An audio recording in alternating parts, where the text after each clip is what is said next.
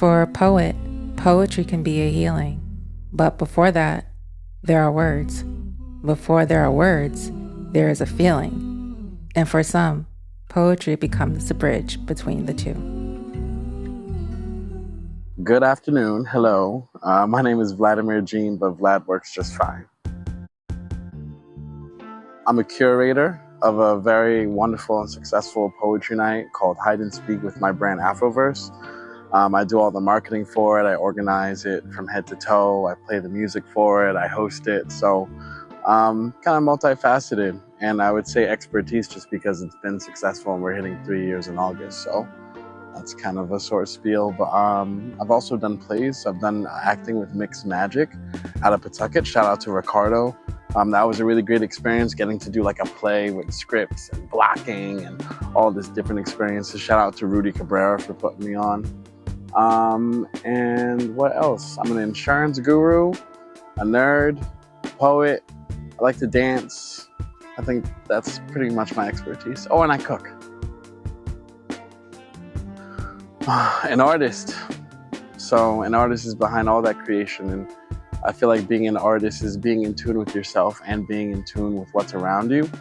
Kind of navigating both those planes at the same time in order to offer something out. But behind that, I'm a bit lazy, and I am an avid movie watcher. You know, I probably maybe would say through dancing. I think dancing is the first form of creation because you do it with your body and you're connecting to music, and there's like a thinking and a non-thinking about it, about that type of expression. So probably 3 years old, maybe, 2, 3, just dancing around with my siblings in the house when music's on, boombox, Michael Jackson videos, family parties, that little kid jumps in the middle, starts dancing. So I would say that definitely flared my creativity, being able to dance freely. And then for writing, probably middle school, you're like changing, you're not a little kid anymore, you don't know what an adult is, and you're not an adult yet. So there's a lot of angst that comes with that and those experiences, and so they have to go somewhere. My siblings are 7 years younger, 7 years older, 10 years older. So we're spread out, yeah. So when I'm 11, nobody's really hearing out an 11-year-old, you know what I mean? Like in the same way. So writing was a really great way to just let your mind come on to a page and start to sort that out and start to express yourself in that way. So yeah, middle school, MySpace, I think, is the birth for that. Oh my goodness, that's real rough. So how did AfroVerse become a thing? A big shout out to Aaliyah Johnson and to Heather Shirley, because I was asked to do an event at a place where my friend took over as the manager. And she was like, I'm looking for programming. Have you ever thought about doing your own event? And I hadn't. I just attended a couple of open mics like TDN and Crib and AS220. So I'd gone to open mics and maybe made a little buzz for myself and got used to doing it month in and month out pretty much. And so because of that, someone kind of saw potential for me to host my own thing. And I literally never thought about putting on my own show. And I have friends that, curated their own events and curated their own things. So I got to kind of see what that looks like and what that takes for making a flyer and organizing a day and having a venue and inviting people and getting interest. But I never kind of put it to work myself until someone saw it in me and asked me. And then I was like, all right, let's give it a try. It's something new, and I like trying new things. So it just started off organically at Union Square Burrito Bar. They're on Riverside. Shout out to them forever, because they hosted the first AfroVerse in February 2023. We did 2 shows there in February and April, and then I stopped. I think they had new management. They had something that happened. That was also a learning experience too with the venue, is that if the person that wants you in there is gone, then the new person may not want you in there the same way. So it was interesting. It was kind of like an organic shift. And then Heather, who worked the bar at both of the events, got a gig at the Speakeasy.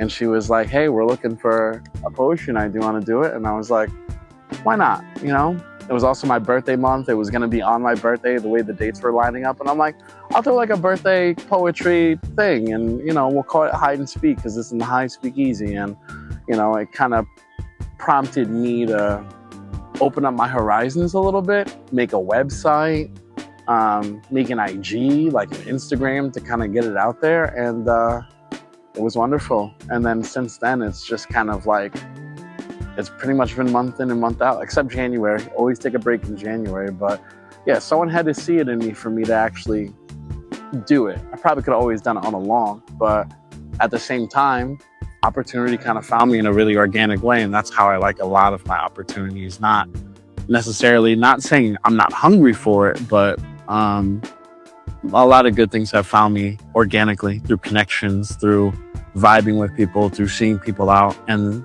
good things just gravitate. So it all worked out. It's meant to exemplify like a lot of things at once, right? Afro, hello, hi, verse, universe, verse of word, a pocket for Black and brown expression, a universe, because creativity is as big and vast and endless as the universe is. And I feel like Black creativity, brown creativity, creativity that's Afro anything, whether it's Afro-Caribbean, Afro-American, Afro-Latina, Afro-Brazilian, Afro, you name it, you know, we're kind of always the source of everything that goes on. And I wanted to hold a poetry space original to what I wanted, because I've been to different ones, so I got different flavors, and I was just like, I want something to be focused just on the poetry. I want someone to feel like when they're on that stage, they're the center of everything happening. And that's kind of what it's become. So AfroVerse was just more like a call to action to unify voices of people who coming out of COVID, coming out of a couple venues that shut down, like there was a lull in the scene. So it was really the call to action to like, all right, come out, like, because I know you guys are writing poetry. I know you are. So let's get together and let's use our voices and let's be heard and let's use our expression. And that's why it was during Black History Month, you know, AfroVerse. And then with Hide and Speak, it just became a way for AfroVerse to be a platform to launch that.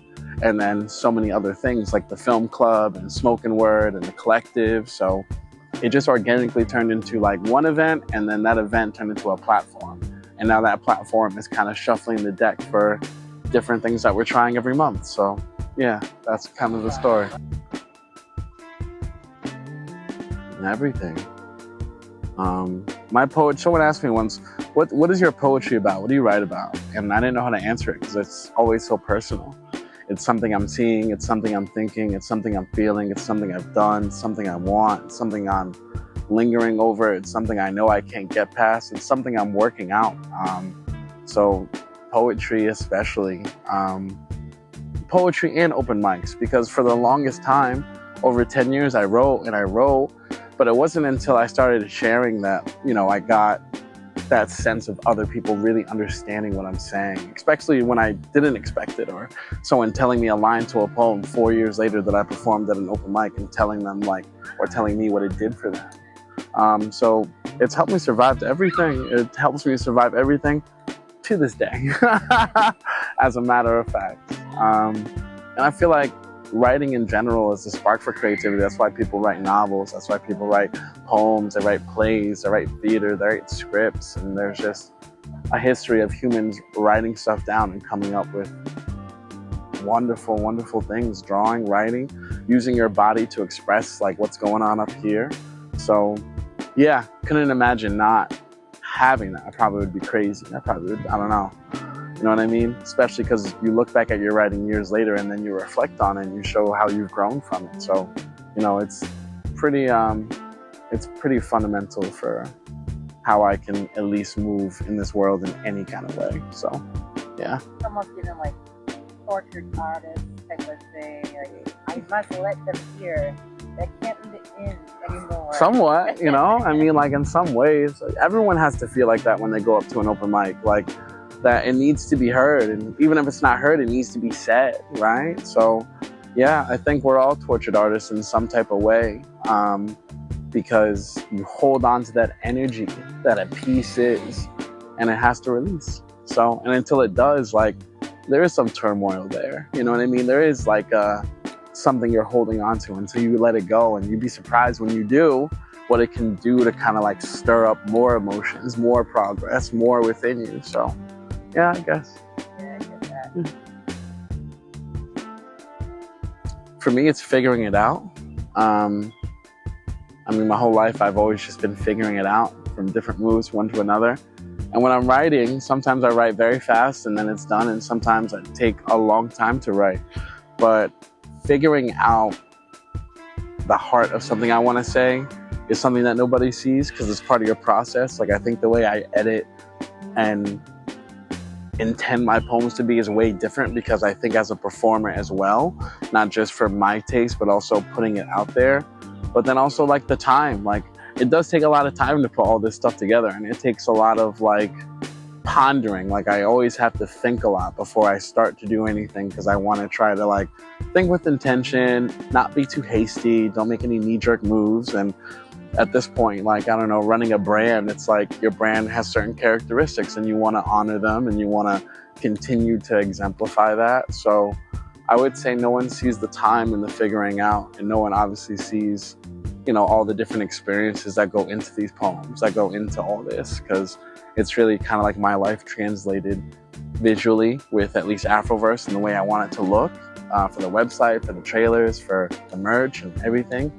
And then for the poetry, it's like, yeah, those experiences that I'm putting on paper, it's like, you know, you couldn't possibly be there for that, but I'm going to try to make you understand a little piece of what I got. So yeah, that's it. No one sees you working in the dark, but that's the way it's supposed to be. I wouldn't want, I don't know, to spotlight the process because there's a huge power to mystery. There's a huge power to people not knowing exactly what it took to get there, but recognizing like this is made of great effort. So yeah, it takes working in the lab and, you know, making time. I would say is the biggest thing, making time. Yeah, I would say the cool thing about like AfroVerse and it not being like named after me is that it goes in rooms that I'm not in. And then obviously like I am the face and the host of it running the night. So people sometimes don't even know that I host it until they come to the night. And I kind of love that a lot. I think it's a lot of fun. And I don't focus on putting my face like in too much because I really just want it to be about like what it is, like bigger than one person. So yeah, that's led to a lot of new connections, like people I've never met before buying tickets and names and places and states that I'm like, oh wow. And so it helps me kind of put a face to them and then give them good energy when they come through. And I've made a lot of great poetry connections because different poets are coming out from different places, but also the connections here in Providence, like our regulars. So our regularly hitting open mic and being able to see like so much growth in different people for the way they're performing. Like Monica's writing a book. She's coming out with a book now. You know what I'm saying? That's amazing. Sandy's been in 37 published articles, you know, and it's just, that's really been the remarkable thing about that, is making that connection is kind of like being a shepherd of some sort of poetry and like tending to the crowd and seeing them flourish and seeing them do different things, and me as well. Like it's like a joint mission. So always really happy to make new connections, and I feel like as AfroVerse is growing and expanding, like it's only getting more and more and more and more big. So I don't know, might be in another state one day. That would be really cool, but it's always one step at a time, and I'm always really appreciative of what I have and not in a rush to do anything too big. But I'd say that's been really awesome, is nurturing those new connections, those existing connections, and then you know, being open to what it brings, you know, who falls in the gravity of AfroVerse kind of thing. So yeah.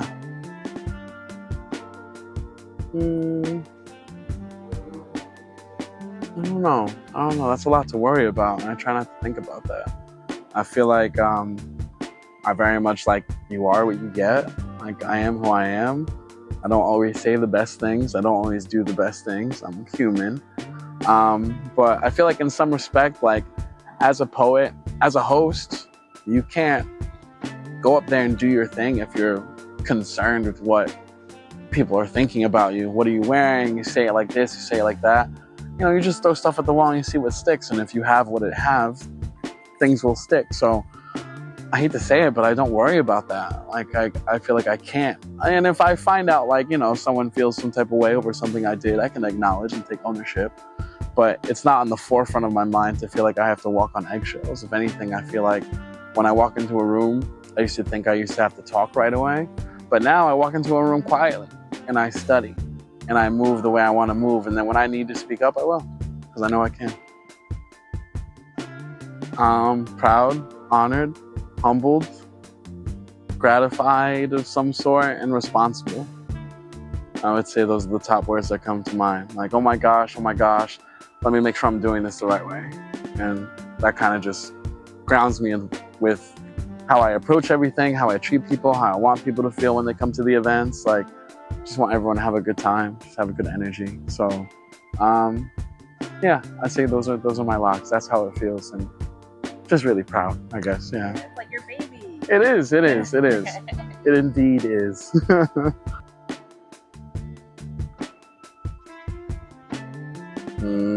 Maybe a message to myself. You've done it, do it, and keep doing it well. And to anyone else, hopefully we did it together.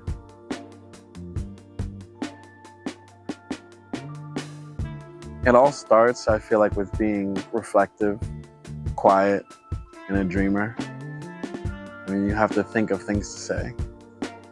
You have to listen to things around you to regurgitate them in the right way. You have to get the context of things. So before anything else, I'm a little brother.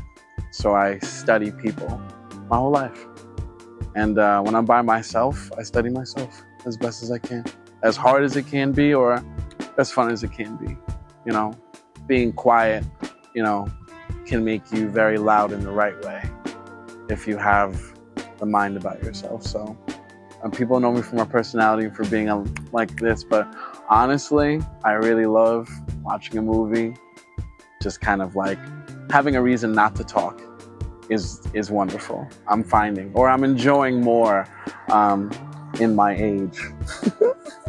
In your age? In my age, yeah, you know. Some people say I'm a baby, some people say I'm a grandpa, I'm an uncle. It's a lot. It's a spectrum. I love that.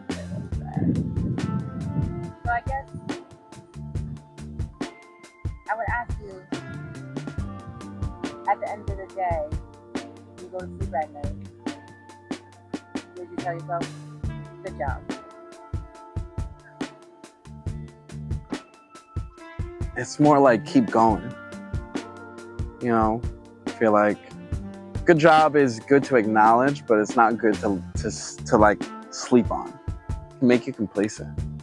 You know, I'm more so picturing how I'm going to make things happen that I visualize. Because I think about things a lot, like projects I want to do, and I keep it to myself, because as much as it is nice to share ideas with people, some people hear a good idea and they go, that is a good idea. You know, I've learned that before. So I keep everything close to the vest. So I'm going to bed at night. I'm dreaming of where else the AfroVerse goes. What are the other things we're going to start rocking with, or the things that are in development? Like, what's the way to iterate and get it to its best point possible? So, yeah, very forward thinking, I would say, more than trying to. I think at the end of the shows, especially in the summer when it's like the show's over, and maybe we take a walk to Congress or another bar, and I get myself my Cafe Patron or my Hennessy, that's my good job. Yeah. That's my time to, all right, yes, good. But the next day, it's on to the next one.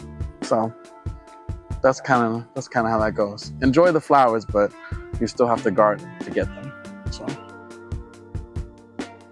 this piece is called To Those. To those who hurt privately, silently, out loud, or in car rides, or big crowds, or gatherings, you're going to be okay. Hard to keep up with each day because eventually bad things come. A bad day or bad week is not a bad life. Disaster shooter for film accompanied with low lights. You're going to be okay. Your story is not done. Burnt forests eventually go from brown to green. Like the sun will come out tomorrow. The darkness is just the space that's in between. Believe to those that your chest won't always feel tight. To quiet peace and plenty of sleep at night. This is to those with surviving punch-drunk afternoons and suffering from sleepless nights. I know everything can feel wrong, but there's ways to make things right. To those who are curled over in bedrooms, and empty boardrooms, I must forewarn you, it won't always feel like it. Won't always be able to see the brightest. But when that dawn comes through, the breakthrough will wash over you like a feeling of enlightenment. Your goal isn't even to beat your sorrows. They're to mold them and evolve them into something better than stories about whatever happened when life beat you down, ripped you up, and tore. To those who are hurting, there will come a day your smile won't have to perform. To those who can't see it, you're deserving of more. To those who can't feel it, you carry around warmth in your core. To those who really need it, I wish I could give you more.